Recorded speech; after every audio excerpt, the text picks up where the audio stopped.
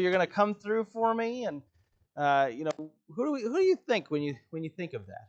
Is it your spouse? Maybe it's your spouse. Maybe family, parents. Um, Certainly close people, close friends you might have. People who've probably proven themselves, right?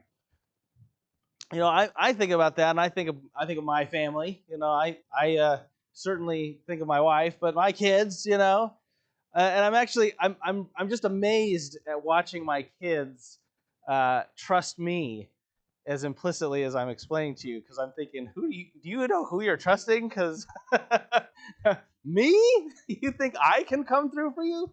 But they seem to do it, and they trust without wonder. They trust without worry. They know that I'm going to come through. Claire has gotten a little wise, and she knows when I'm tricking her, and she'll say, "You're just tricking me, Dad." And I'm like, "Yeah, absolutely." But so she's getting wise as the years go by. But still, it's just that idea, that sense of trust. I can completely. I know what you're going to give me is good. I know what you're going to give me is true.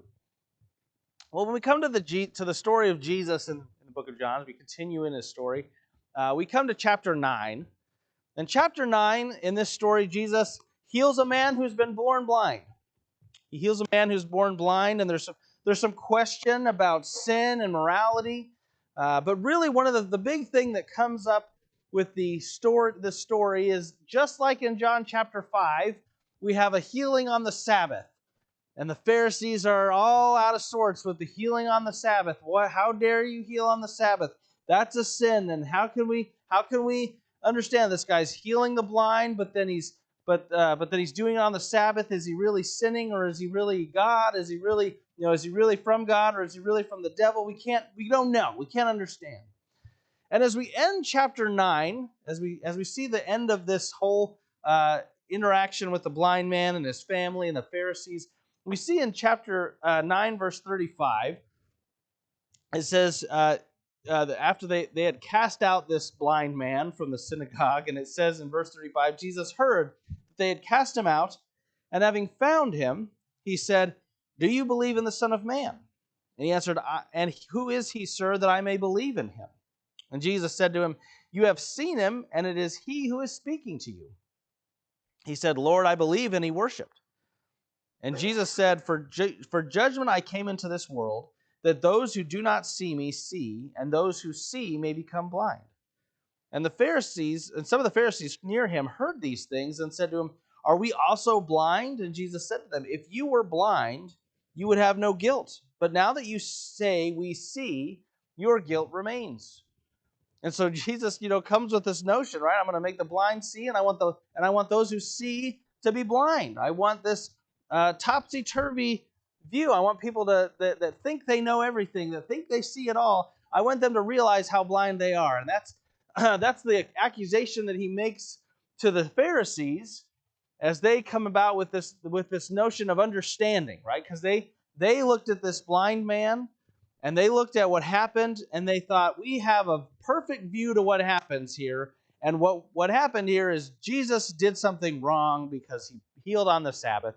And they completely missed the fact that he healed a man who was born blind.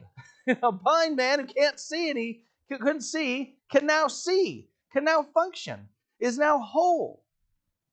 And so Jesus starts this accusation, this idea that Jesus has, is the start to what he's about to teach them. And what he's about to teach them is the good shepherd. This is him talking about being the good shepherd. And he says in verse 1 of chapter 10, he says, "Truly, truly, I say to you, he who does not enter the sheepfold by the door, but climbs in by another way, that man is a thief and a robber.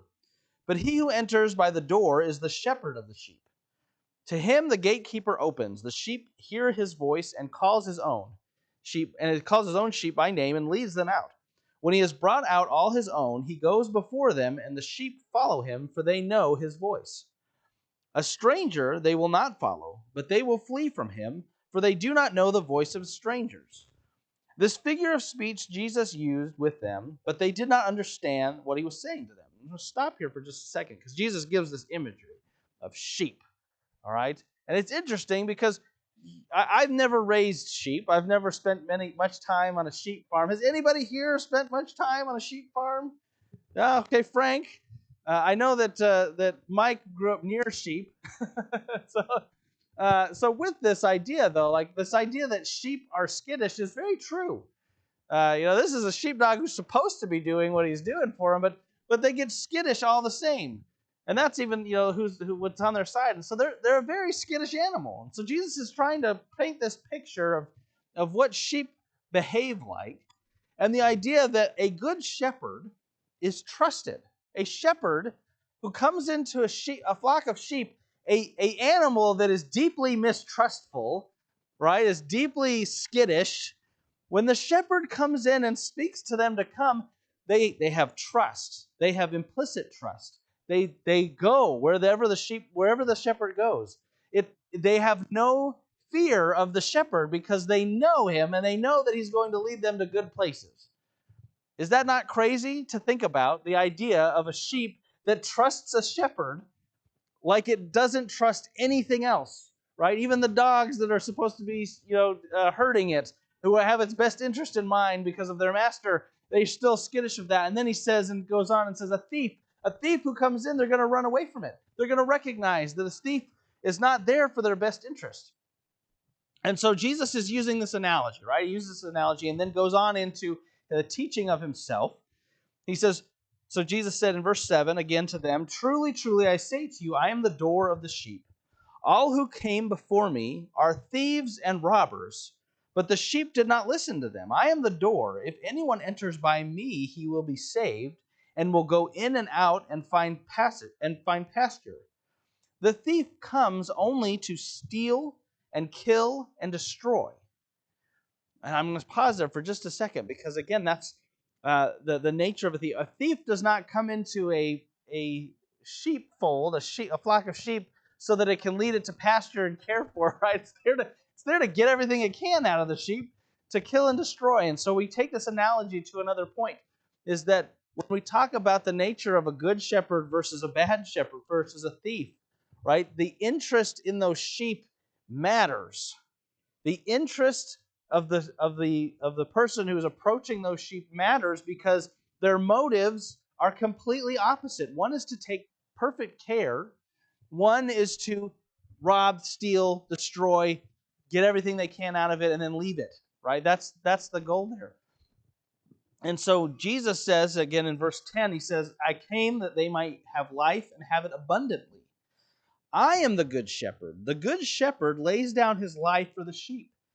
He who is a hired hand and not a shepherd, who does not own the sheep, sees the wolf coming and leaves the sheep and flees, and the wolf snatches them and scatters them. He flees because he is a hired hand and cares nothing for the sheep. I am the good shepherd. I know my own, and my own know me. Just as the Father knows me, and I know the Father. And I lay down my life for the sheep. And I have other sheep that are not of this fold. I must bring them also, and they will listen to my voice. So there will be one flock, one shepherd. For this reason the Father loves me, because I lay down my life, that I may take it up again. No one takes it from me, but I lay it down of my own accord. I have authority to lay it down, and I have authority to take it up again. The charge I have received from my Father. And so with this, in verse 19 says again, there was division among them. So Jesus is pointing out to them that he is this good shepherd. Right? He's making the point, I am the good shepherd. I am the shepherd that when I approach the sheep, right, I have all good intentions towards those sheep. I am going to give them life and life abundantly. I care about them more than some hired hand. I am not someone who is just paid to be here. I'm not one who's here because I have to be. Is that not a charge that people have against God? Well, you made us. You have to take care of us, right? We say that to our parents, right? You have to love me because you're my parents, or we say that to our spouse. You're my wife, so saying I love you doesn't really count, right? Like those kinds of things, right? You have to say that. Jesus is saying, I don't have to. I don't have to, but I want to. I'm here and I care about you. I'm caring about you so much that I'm going to lay my life down for you. Unlike a hired hand who will flee at danger, I am not going to flee at danger. I'm going to see that danger through to the end, which will take my life. All right? He's making that very clear, very abundantly clear that he is that he's going to take care of those sheep no matter the cost. And as he takes care of those sheep no matter the cost, this is the thing that we should understand when it comes to Jesus, when it comes to him being the good shepherd, is that there is no safer place to be than with Jesus. You hear that? There is no safer place than with Jesus. Are you going to get a better offer out there that someone's going to give their life up for you, that's going to protect you, that's going to care for you like Jesus? There's no better deal out there. Anything else, anyone else that's going to make you an offer, right? That's going to say, I'll take care of you. That says, I'm going to give you what you need. I'm going to offer all those things. If they're not of Christ, it's not a good offer, because ultimately it's the thief. It's the thief who's there to kill, steal, rob, and destroy. That's all that their interest is in. And if we can't discern between the good shepherd who is giving us the best deal, the safest place, if we can't discern between that and the robber who wants nothing more than to take everything that they can get out of us and leave us for dead, right? Then we have a problem. We have a problem that's pretty severe. And as Jesus concludes this statement, to include that I am the safest choice for you, there's division. That's silly. There's division. That, well, is he the safest place? Is he not the safest place? Talk about being a bunch of sheep. Okay, the skittish sheep that are mistrusting. All right, it says in verse 19, right? It says that again, there was a division among the Jews because of these words. Many of them said, he has a demon and he is insane. Why listen to him? Others said, these are not the words of one who is oppressed by a demon. Can a demon open the eyes of the blind? And so this is what they're weighing. They're trying to understand, like, is Jesus really who he says he is? Is he really something? Is there something really mischievous going on here? And again, I don't know how you can look at Jesus and see mischievous, and especially that's the claim, right? How can one who opens the eyes of the blind be mischievous, be evil, be of a demon, right? That's the notion here. And I want you to hold on to that thought, because it's going to come up again, okay? Again, how can someone who opened the eyes of the blind be evil? Well, Jesus continues on, because he's not done telling them what's going on. He says to them, and it says, at the time of the Feast of Dedication, verse 22, took place in Jerusalem. It was winter, and Jesus was walking in the temple in the colonnade of Solomon. And so the Jews gathered around him and said to him, how long will you keep us in suspense? If you are the Christ, tell us plainly. And Jesus answered them, I told you, and you do not believe. The works that I do in my Father's name bear witness about me, but you do not believe because you are not among my sheep. My sheep hear my voice, and I know them, and they follow me. I give them eternal life, and they will never perish, and no one will snatch them out of my hand. My Father who has given them to me is greater than all, and no one is able to snatch them out of the Father's hand. I and the Father are one. And before we get into the reaction, I want you to hear that. Jesus makes a pretty important statement here when we're talking about trusting Jesus or not. Because here you have a lot of people, with all the people who have the confusion, who aren't sure about who Jesus is, who are still wondering, who want him to tell them plainly. Jesus says, you don't follow me, you don't trust me because you're not my sheep. Right? You don't trust me, you don't follow me because you're not my sheep. And Jesus says this analogy has a limit to it, in the sense that just because you're a bunch of sheep doesn't mean you're my sheep. And the fact that you don't follow me and trust me and believe me means you're not my sheep. It means you have another master. You have another person that you follow and you believe and you trust, and it ain't me. And you're not going to get a better deal, as he says, the thief, because it goes back, the thief and the robber versus the shepherd, right? You're not getting a better deal, but the reason you can't trust me is because you're not mine. The reason that you're having a hard time with my words is because you don't belong to me. And he says, and when he makes this claim at the end of it that I and the Father are one. When he makes that proclamation, when he makes that statement about that, right, he's making the claim there that the Jews are about to get really upset at, which is right, the Father and I are one. And he asks them, like verse 31, it says, Jesus and the Jews picked up stones again to stone him. And Jesus answered them, I have shown you many good works from the Father. For which of them are you going to stone me? And then the Jews answered, it is not for a good work that we are going to stone you, but for blasphemy, because you, being a man, make yourself God. All right, and so Jesus is making a statement that is pretty definitive. So if anybody ever asks you, did Jesus ever claim to be God? This is the statement, right? I and the Father are one is a statement that was well received by the Jews as, yes, you are claiming to be God. And he makes that statement because he wants people to understand, right? When he's talking about, I am the good shepherd, that I'm not talking hyperbole in the sense that I am just a good prophet or just a good person. It's because I am the Lord, creator God, who made you, and I have your best interest at heart, and I'm going to give my life for you. I'm going to give my life to protect you from yourselves, right? That's what he's about to do. And he's saying, you need to understand the weight of me saying I'm the good shepherd, that I am here for you. Is the weight of that is not just, again, a good person, a nice guy. It's God in flesh came for you. God in flesh came to lead you, came to bring you where you need to be.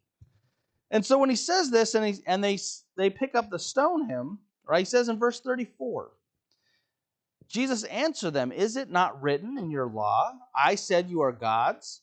If he called them gods to whom the word of God came, and scripture cannot be broken, do you say of him whom the Father consecrated and sent into this world, you are blaspheming because I said I am the Son of God? If I am not doing the works of my Father, then do not believe me. But if I do them, even though you do not believe me, believe the works, that you may know and understand that the Father is in me and I am in the Father. And so Jesus makes the point that, again, if you can't trust my word, right? If you're really having a problem as these sheep, you can't trust my word, you can't trust that I have the benefit here, then you need to look at the works and understand what they say. Right? What did we say earlier, right? They're wondering, how can a man who opens the eyes of the blind, how can he be a demon? And Jesus is saying, yeah, you need to look at that and recognize that I can't have a demon if I'm doing such works. I can't be anything short of God in the flesh because of the works that I am doing. And if you believe anything differently, then again, that's your problem. That is your insufficiency of the situation, because everything about that says you are God. You are God. You are his son. You are in flesh, the Son of God here on earth. And we should take no less than that truth from those works. It should be not confusing. It should not be confusing, right? That Jesus is the Son of God when we look at those works and we say, bang, okay, healed a blind man? That can't be anything but God, right? That should be our conclusions. And so Jesus gives them this last call to reason. Figure this out. Realize here that being of the Son, being of the Father, that I have these powers, and these things can only be concluded from those powers. And so as Jesus makes that claim, right, they don't make good conclusions. Let's finish out this chapter. It says in verse 39, again they sought to arrest him, but he escaped from their hands, and he went away, going across the Jordan to the place where John had been baptizing at first, and there he remained. And many came to see him, and they said, John did no signs, but everything that John said about this man was true, and many believed in him there. And so Jesus, again, Jesus made that clear. He gave them the call to reason. He gave them everything they needed to be able to understand and believe and trust him. And yet many said, nope, not going to do it. And many did believe. And this is an important thing, that as we've been talking about this story, as we've been going through John, right, there's been a really hard ability to believe, right? Many people have not come to believe Jesus throughout our story so far. Many have rejected him and his teachings. Many have rejected Jesus because they can't work through the truth that he's given them. And so here we have a point, though, where people have decided, no, I'm going to believe. I'm going to trust in Jesus. I'm going to pursue him, right? Because they go out to where he is. They're not just sticking around in the city, right? They go out into the wilderness to find him.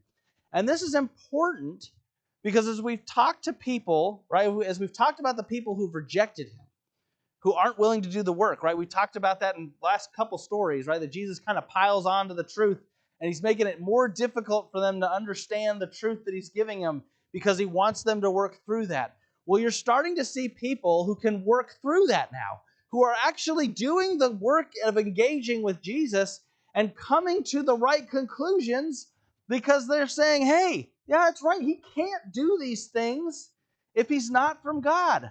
He can't do these things and still be evil. That's not possible. And so they're willing to work through those things, and that belief is becoming more solidified. We're seeing that in the people. And as we pursue this story, as we're going to go further on into John, we're going to start talking to people who really have good belief, who have worked through those things. But for here, we're seeing that start to happen. We're seeing people start to actually manifest through that. On the other side of that, though, we're seeing that there are those who are absolutely rejecting, right? It's almost like we're seeing the line be drawn, and people are very clearly in both sides of the camp. And so the ones that are not accepting Jesus are very clearly not accepting him. They're ready to stone him. They're ready to arrest him. They're ready to call out and say, no, this is absolute rejection of this man. And so that's the response that we're seeing. And so as we're seeing that in the people in the time of Jesus, we then have to come and consider, where do we stand with the words of Jesus? Where are we standing as we're seeing Jesus play out in the things he's saying and the things he's doing? You know, and we've talked about in this series as we've gone in, are you willing to do the work, right? Are you willing to walk through and really challenge yourself to really plug in and figure out the things that Jesus is saying? But here's the thing is, when Jesus calls, right? When Jesus makes the call, this is the question I think we need to ask ourselves is, how does Jesus make me feel when I hear this good shepherd, right? When I hear the voice of Jesus, what is my response? Just like a sheep, right? We got to compare ourselves to the sheep. When Jesus calls and I hear his voice, do I trust him implicitly? Do I say, okay, God, you've laid this out for my life. You've laid this out as what is good and righteous, and you've laid these things out as evil. And I trust you, and I'm going to follow those things through. And I'm going to follow you wherever you might lead me, because I know that you're leading me to a good place. Is that our response to Jesus? Or do we have hesitancies? Do we hear the words of Jesus and say, you know what? The culture's a little different now, Jesus. All right? The culture thinks a little bit differently, and I don't know that I can go with you on that one. Or you know, is that really the loving thing to be doing right now? Is that the loving response that we should have? I don't know, Jesus. I don't know if that's really the way it should be. You want me to give that up? I don't know that I can give that up. I don't know if that's something that I'm willing to stop doing for you, Jesus. Are those the kinds of voices in our head that we're hearing? Because as we're hearing those and we're responding to Jesus, right? As we're seeing his call to us, those voices should indicate to us where we are, right? And it's okay to have doubts, okay? I'm not saying that, having doubts and walking through this is a problem. But here's the kicker. Because Jesus doesn't say that the person, the sheep who hears his voice and has concerns or worries about what he has to say are not his sheep. He says, the sheep who hear my voice and don't respond and don't follow are the ones who aren't his sheep. And so if you want to be the sheep that is in Jesus' fold, if you want to be a sheep that responds to the Good Shepherd, this is about what you do with the things that Jesus gives you. This is about what you do when Jesus points out to you truth and righteousness, and he points out to you what is evil and what is unrighteous and what is not of him. It's about what you do when you hear that voice that tells you whether you are of his fold or are not of his fold, right? Or are not of his sheep. All right, and so your reaction and your reactions to that is what you should be spelling out and thinking about and contemplating. Because again, if you have those quandaries, those concerns, those worries about whether it really is something I should trust Jesus in, that's okay to have that worry. But I'm telling you, it's important. It's as significantly important that you put those aside to be able to walk with Jesus. And that doesn't mean ignore it, because Jesus doesn't call his disciples to ignore things. He calls us to work through those things. I think that's been abundantly clear throughout our time with Jesus. But he says, bring those to me so that I might help you with those, right? Bring those concerns with me and let me put those aside for you. Follow Jesus, and that will show you of whose fold you really are. And one last thing I want to end on before we wrap up here is that when it comes to being a sheep, when it comes to being in the fold of Jesus, it's not all fun and games. It's not all light and happy. It's not like Jesus is taking us through safe waters all the time. But we know that his end result is good. And I want us to read Psalm 23 because Psalm 23 encapsulates what the Good Shepherd is about. Right? It says in verse 1 of Psalm 23, "The Lord is my shepherd, I shall not want. He makes me to lie down in green pasture. He leads me beside still waters. He restores my soul. He leads me in paths of righteousness for his name's sake.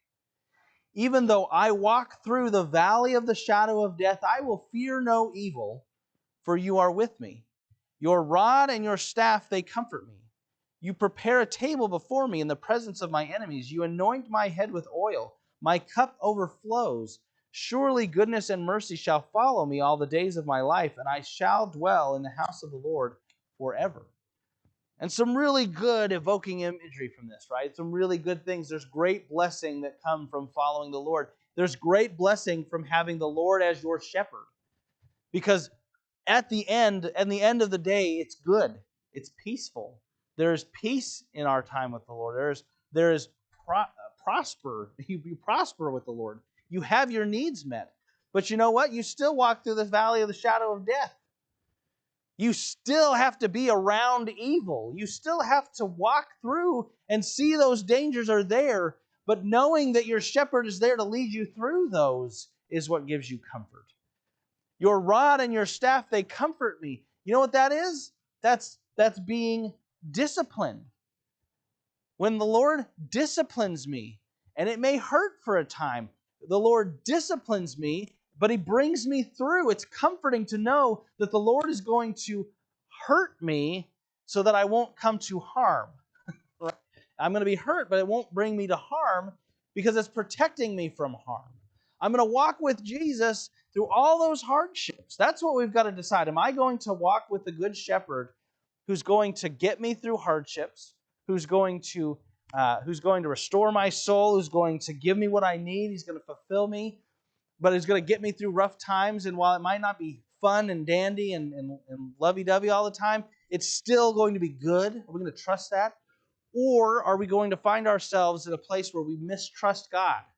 Are we mistrusting the things that he's saying, and we're going to question those things to where maybe we'll do a few things he does, but we're not going to do everything, right? That's really the path that we're choosing here. Am I going to struggle with that and let myself go into other ways away from what he tells me?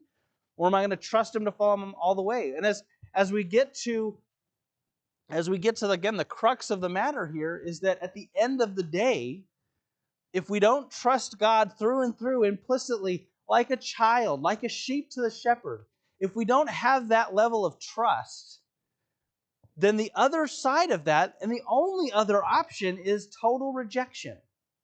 Total rejection of Christ. You can't have it both ways. You can't have one and then the other. You can't say, I'll do some things that Jesus says and not all of them. It's either I fully trust you, I fully accept all that you're giving me, or I am utterly rejecting everything, all principle. So this morning I'm here to say is that in any way, in any shape, that starts with our relationship with him.